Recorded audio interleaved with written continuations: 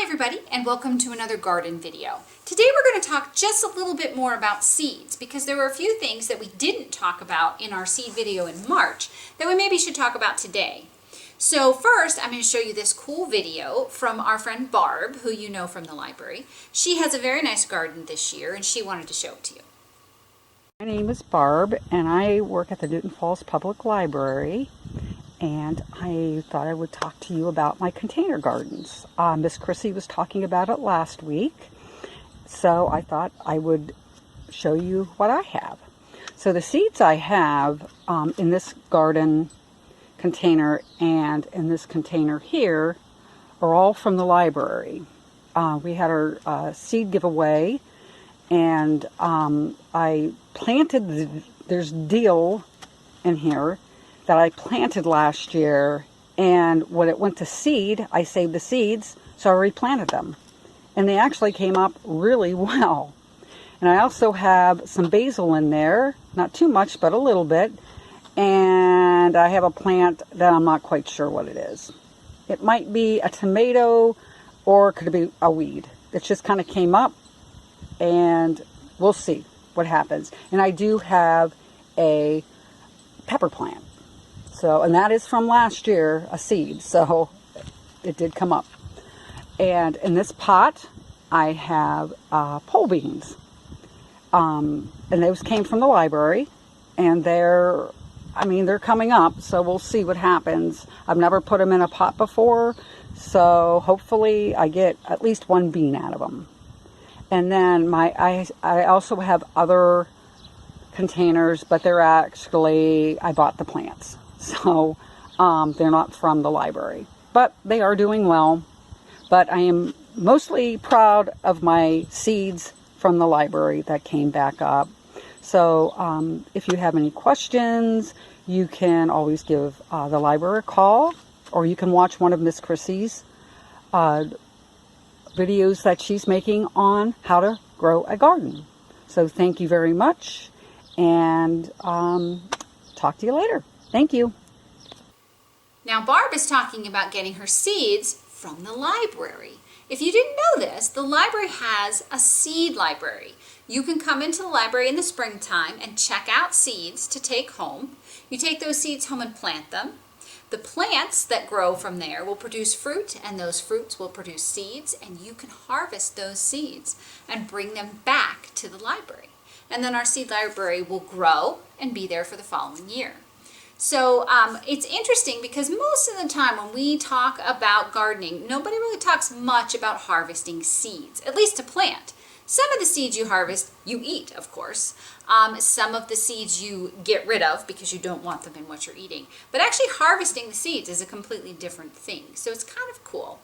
There are a few things we don't do because those plants tend to do what we call cross-pollination. So the seeds you would get from them aren't usable as seeds the following year.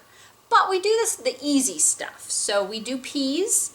You can check out peas, green beans, tomatoes, peppers. We do some herbs like dill and chives and things like that. So we have some seeds for you to check out. So that's what Barb's talking about when she gets those seeds from the library.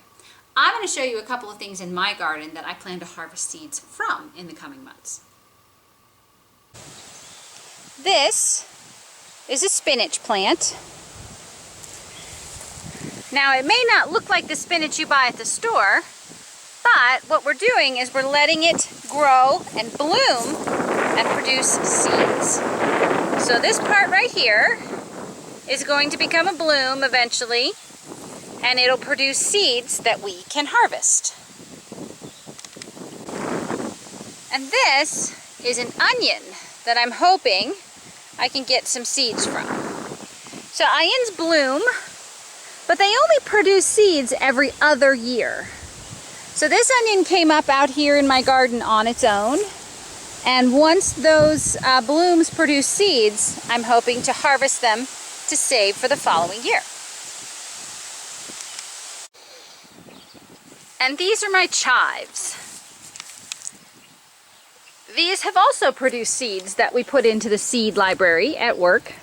They look a lot like onions. They come back every year. And each of these blooms, you can see they're just at the point that they're drying out right now. And in a few weeks, probably, they will produce some little black seeds that I'll collect, and those can be part of the seed library as well. Now, harvesting seeds is an interesting process, like I said, because sometimes it means you can't eat the fruit that you're growing. For tomatoes and peppers, most of the time, if you let the fruit stay there for as long as it needs to have seeds worth harvesting, the fruit's not edible anymore. So usually what we do is just choose a few really healthy plants or a few really healthy fruits, and we let them mature beyond where we would eat them. And then the seeds are what we harvest for the following year. Some things you can still eat and still harvest the seeds. Now beans and peas, of course, you don't get to eat those because those are the seeds. So in those cases, we actually let them stay on the vine well beyond when we would eat them until they get nice and dry, and then we just shell them and they're ready for the following year. So I thought I'd let you know about our seed library. It will be back next year.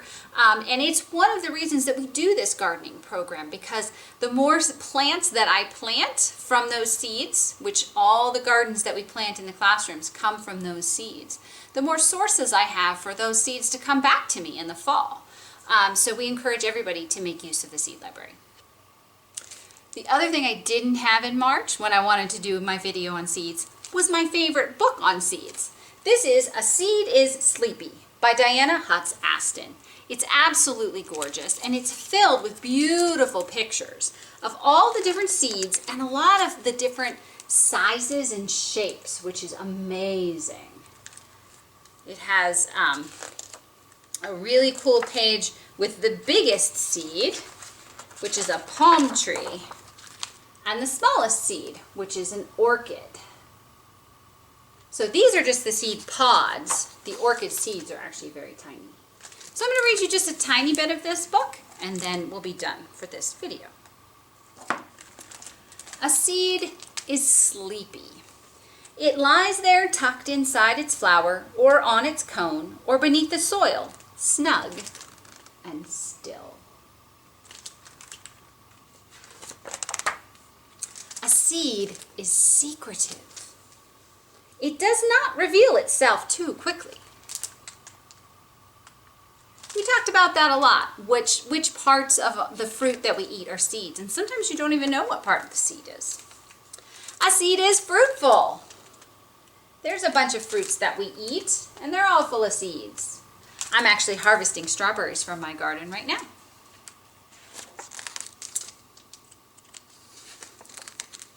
Seeds come in many sizes.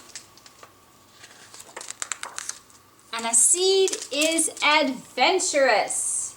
And this is one of my favorite pages because we talk about how the seeds move. That's what we're going to look at for today, but this book is available on our eMedia site, so go ahead and check it out. Also, behind me you may have noticed this plant. This is another transplant from the library. This guy usually lives there, and he came to stay with me while the library is under construction, and he'll go back home as soon as the library's done. As will we, and we hope to see you there soon. Bye.